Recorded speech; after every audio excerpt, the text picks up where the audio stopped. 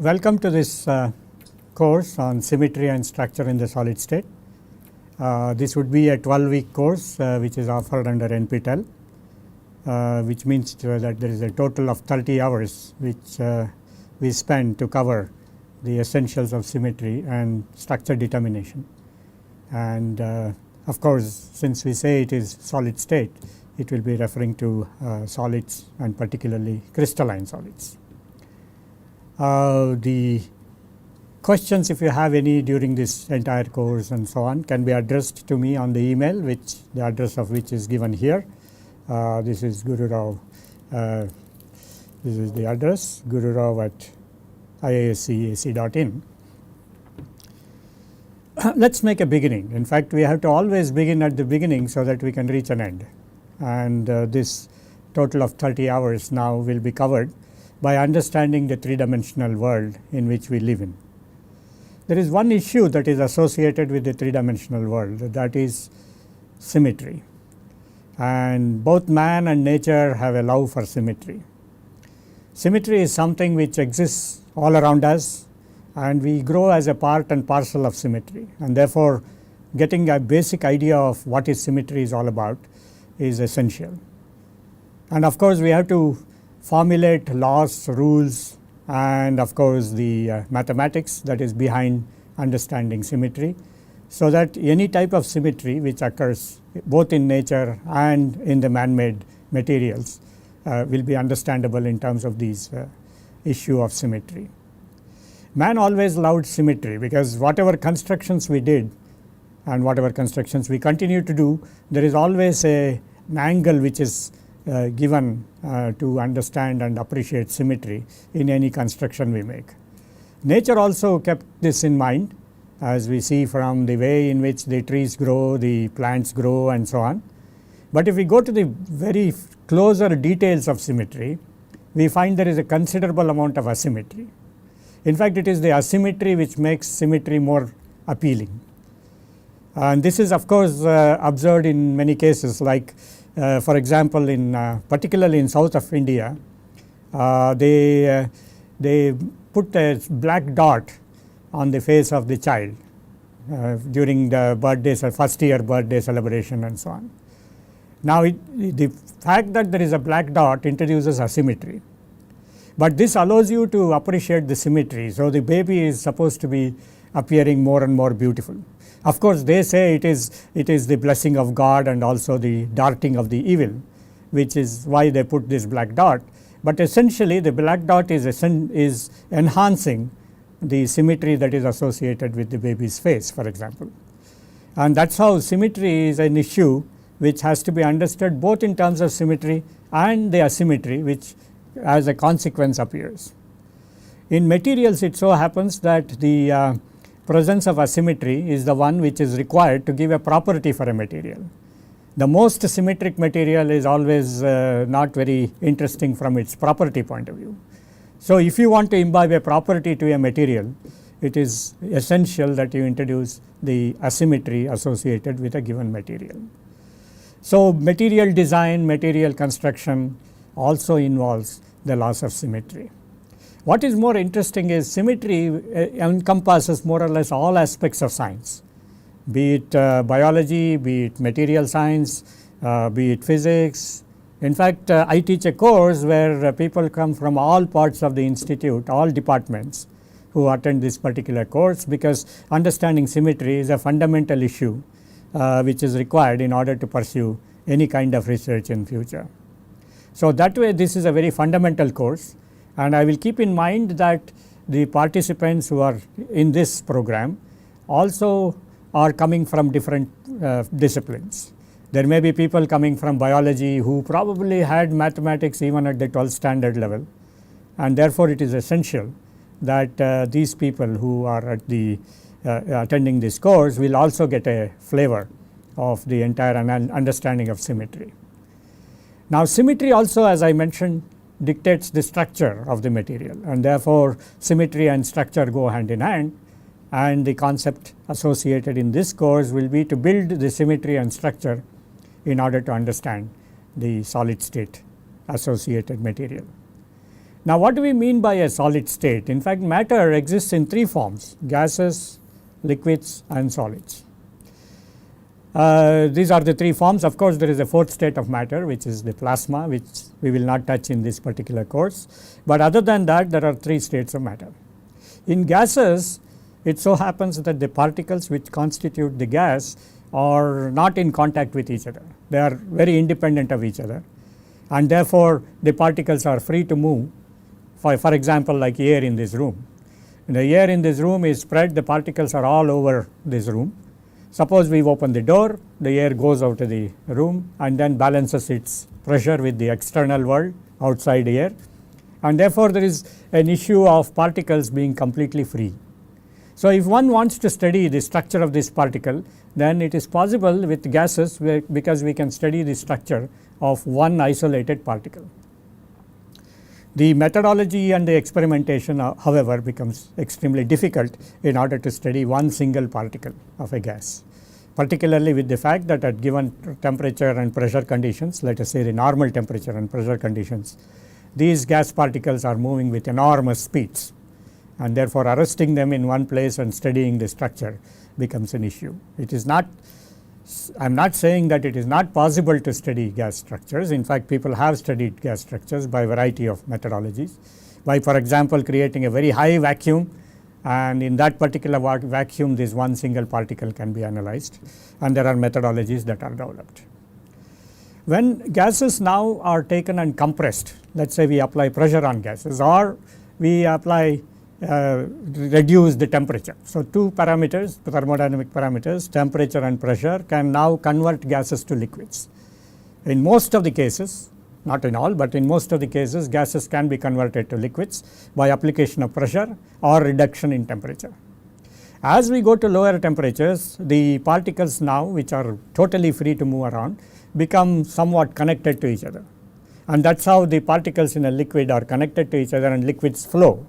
So, when liquids flow, the particles move along with it, and that is how they find their own level. For example, the water in this bottle finds its own level. That is because the particles inside the liquid are connected to each other. However, even in the normal temperature and pressure conditions, if we want to study a liquid, it is still difficult because we have the so called Brownian motion, which we have studied in our high school days, which keeps these particles not at rest. They will be moving at a certain kinetic energy. And this therefore, then again becomes a challenge to study these materials in the liquid form. Now, we take the liquids and further compress it with application of pressure, or we can also reduce the temperature, and again, as I mentioned, most of the materials go from liquid to solid state. Now, in the solid state, the particles are in contact with each other, and they are also so close to each other that they get arrested in their positions, respective positions. So, their movements are restricted except for a certain amount of vibration which it can have about a mean position. So, all the particles therefore find their mean positions, and if these mean positions are found in such a way that one particle is connected to another particle at a distance a, let us say in one dimensions, then if this next particle also comes at a distance a from the second particle and so on in both directions, then we say there is a one dimensional lattice, a one dimensional lattice which is occupied by these particles. And these particles therefore, which occupy this one dimensional lattice, are now arranged in such a way that there is a periodic repetition of these particles at a distance a. So, if we consider that in one dimensions, then we see that the repetition of a units, for example, if I say here there is a particle here, there is a particle here, there is a particle here, the distance between these two is a and the distance between those two is a, then this periodicity we call it. This particular definition defines the periodicity. So, the periodicity is a for this particular lattice of repetitions which occur in terms of particles. So, it is now essential therefore to see whether we want to the idea is to study the structure of this particle. So, if you want to study the structure of the particle, we know in a solid that in this particular type of solid where there is one dimensional periodicity, we know that there is an order.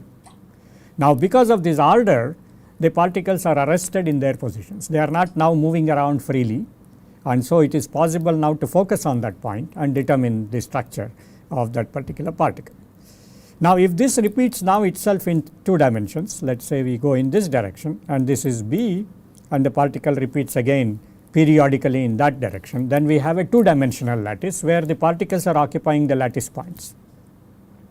And in 3rd dimensions, it so happens that since we live in a 3-dimensional world, as I already mentioned, it so happens that in that particular direction also, if there is a repeat pattern, then this forms now a unit which we always not write in 3 dimensions, but write in 2 dimensions, because we are used to 2 dimensions, as I will mention in a minute. We are used to 2 dimensions, and so we write the 3-dimensional object in this form. So, we say that this now is a 3-dimensional crystal. This is a 3-dimensional crystal because this now repeats A along the one direction, B along the 2nd direction, and C along the 3rd direction. So, the repetition A, B and C now will keep going through the 3-dimensional space and develop it into a object. Now, this object, if it happens like that with A, B, C as the periodically repeating distances, we call this a crystalline solid. And so, we now restrict our discussions for some time until we mention later that the discussions will now be centered on crystalline solids. So, we consider in this particular course the symmetry and the structure associated with crystalline solids. See, one of the restrictions that automatically come onto the nature of the particle is not necessarily, let us say, a dot, it could be an object, it could have some shape like that, let us say. So, the dependence of the particle is now the same particle will repeat here again like that, but then the distance between these two is maintained. So, the crystalline state therefore will arrest these particles with the periodicity that is required to repeat in all 3 directions. And this now becomes an essential factor, because this is the one which puts certain restrictions on the way in which the particles are arranged. So, the restrictions come from the nature of the what we call as this box, which eventually we will define later as the so called unit cell. So, this now is referred to as a unit cell, and this repeats in all 3 dimensions to form the full crystal. So, it is therefore essential to study what is the content of this unit cell rather than study the entire content, and that is what we will do when we go to the structural aspects of these materials. See, as I mentioned that when we are looking at 3-dimensional objects, we try to write the 3-dimensional objects in a 2-dimensional projection. This is the mistake we made by joining school, because when we went to school on the very first day itself, a grim looking teacher took a stick in one hand and a chalk in the other hand, and they started telling us what is a straight line, what is a bent line. So, they said write a straight line, horizontal line, a vertical line, and then they took another vertical line and another vertical line, put them at an angle and put 3rd vertical line and said this is alphabet A. So, we learnt in this particular way whatever we have learnt in the school, and therefore, what happened is the 3-dimensional, we were born in a 3-dimensional world, but the 3-dimensional understanding which was there probably till we went to the school is lost completely. So, we now are comfortable with 2 dimensions. So, there are 2 ways in which we can visualize in 2 dimensions and still try and understand the symmetry aspects.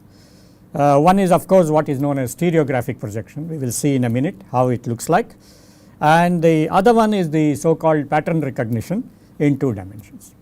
So, we will spend some time on both these issues. Stereographic projection we will do it in detail later on when we go and try to study the symmetry elements in more detail. What are the typical symmetry elements which occur in crystalline solids. When we look into that, we will look at stereographic projection. The pattern recognition in 2 dimensions we will look at in the following slides. So, this particular slide is an interesting painting which was drawn by Rubens Ugillon, and this is a picture which I took from the museum, the Louvre Museum in Paris, and this is hanging on the wall. And you see that it is not just us who were having problems in understanding the 3-dimensional structures, even the gods had problems. So, here is the picture of Atlas, who carries in my Greek mythology the earth on his shoulder, and then they want to find out, let us say, the distance between Bangalore and Mumbai on the surface of the earth. So, what is happening is that this angel is shining some light, and that light is creating a projection, and the two angels are measuring now carefully with a divider the distance between Bangalore and Mumbai. So, essentially what this is done is showing is that it is possible to study 3 dimensions in 2 dimensions to start with, and then we have to therefore find out the rules and regulations which govern the stereographic projection, which we will study later on, not right away, we will study later on probably in the coming classes. So, in this particular class we will also look at the visualization of symmetry in 2 dimensions, and that will come from the next slide, which is showing us the actually this is a diagram which is drawn by a person called E.C. Escher, who of course unfortunately passed away recently.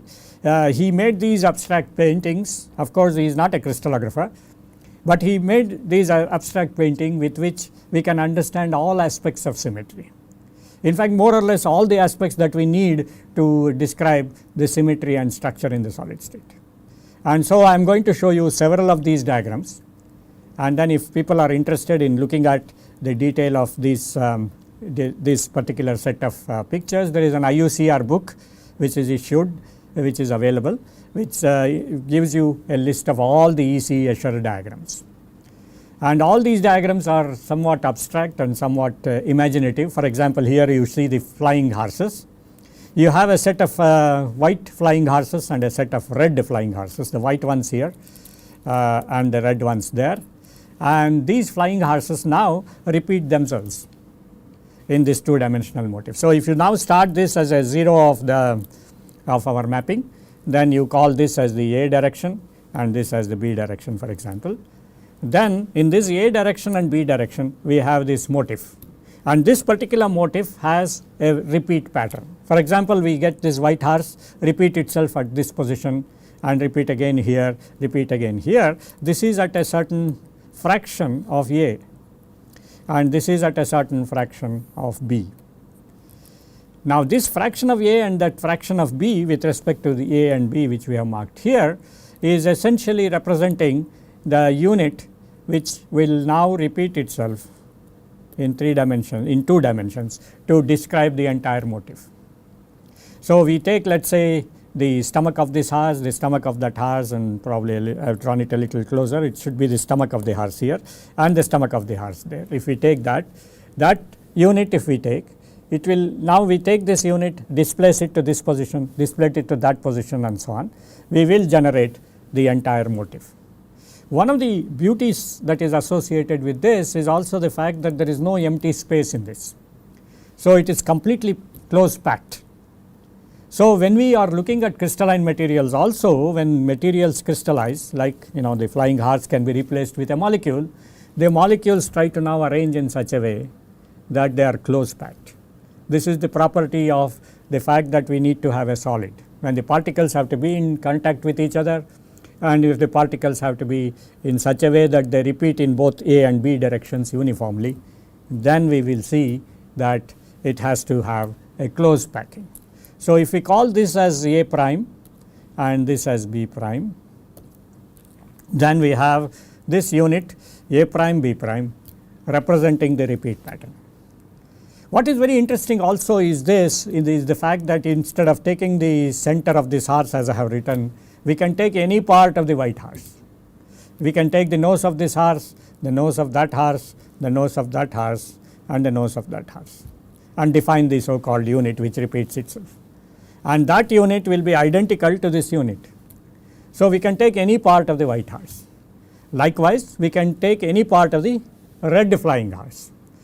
So, if we take any part of the red flying horse and then show from red flying horse to the next red flying horse, that repeat will also be the same, and this is known as translational periodicity.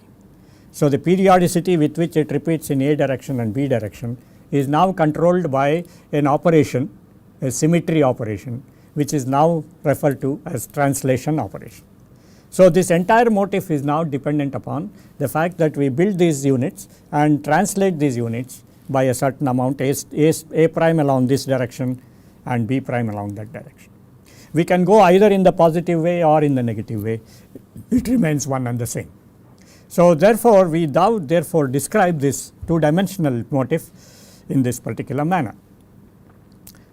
The next slide will tell you how to see that two objects are identical. We have been telling that this white horse is identical to this white horse and the red horse is identical to that red horse. When can we say that two objects are identical? This is an operation which this is a explanation which comes from serious mathematical considerations, and that is the theory of isometric transformations. So we are not going into the detailed study of theory of isometric transformations, because that is the one which tells you when you can, given two identical objects placed in random positions and orientation, which operation should be performed to superpose one object onto another. Now this is a very basic question. When we say two identical objects, how do we define this identity with respect to the two objects? So there are two types of identities we can define. One, and they are referred to also as congruent objects. Now we say this is one object, this is another object. These two objects are what we call as congruent objects, because in all principal definitions these two will be two identical objects. Now we have drawn two arrows, one in this direction, one in opposite direction. So the directions are different. So the way in which we have to prove that this is identical to that one is to use this concept of movement. So we use this concept of movement. So by moving, we have what we call as in the case of direct congruence, we move it using the translation which we described. We translate the object. We can also rotate the object about a certain defined axis. We can also do the rotation combined with translation. So these operations which we do, the movements which we do, the whatever movements which we do, these are referred to as symmetry operations. So we have object 1, object 2. So what we do is we translate this object in the given direction and then rotate it about a position, about an axis, and then the rotation plus translation combined will orient this object along this direction, and these two then will be called identical objects, provided they are congruent with respect to each other. See, we cannot have the shape of this object like the shape of the object is immaterial in this particular case, because the way we define it is the following.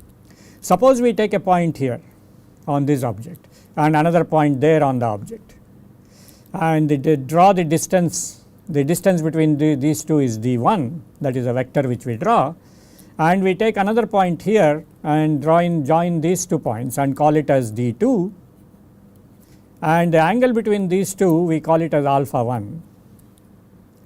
And then a similar definition of identity will come if we take in this object, on this particular object, similar positions occur in such a way that we have a d1, we have a d2 and an angle alpha 1.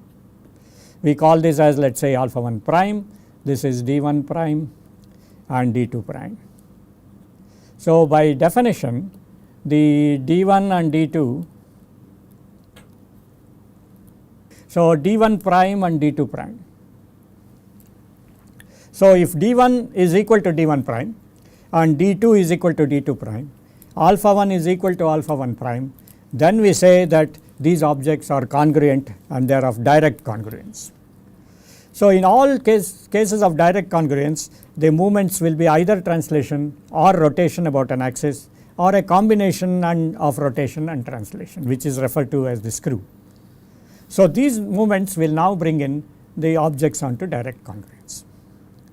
The opposite congruence, the second type of congruence that can exist is the so called opposite congruence, where again d1 will be equal to d1 prime, d2 will be equal to d2 prime, but alpha 1 will be equal to minus of alpha 1 prime. Such objects are referred to as objects which are identical and they are of opposite congruence. As we see here, the moment for opposite congruence will be involving an inversion, inverted the object about itself, there is a reflection across a plane, and then there is a rotation followed by reflection, a rotation followed by inversion, and the so called glide plane, where we not only have a translation, but we reflect it about a plane. Now, the details of this we will work out as we go along in this particular series of lectures. So, if we are talking about independent objects here, two identical objects. So, if the two objects are identical, we call these moments as symmetry operations, if they operate on the entire space, and then the symmetry elements therefore will be either points or axes of rotation or planes of rotation.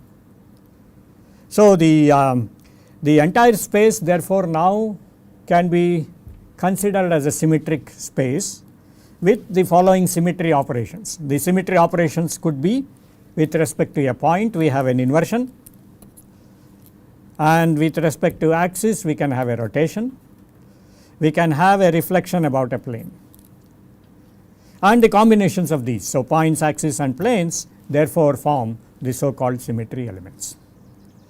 I think this brings us to more or less the end of the first half hour, and so I have in this half hour tried to cover the basics of what are two identical objects and in what way these identical objects will be of congruence, and how this congruence can be direct and opposite, and what are the symmetry operations which take an object from of direct congruence onto itself, opposite congruence onto itself. So, in principle the entire space therefore is consisting of these symmetry operations. So, a 3-dimensional space now is not just a 3-dimensional space. This 3-dimensional space, let us say if there is inversion, it has a center of inversion, a point at which the inversion takes place, and so on.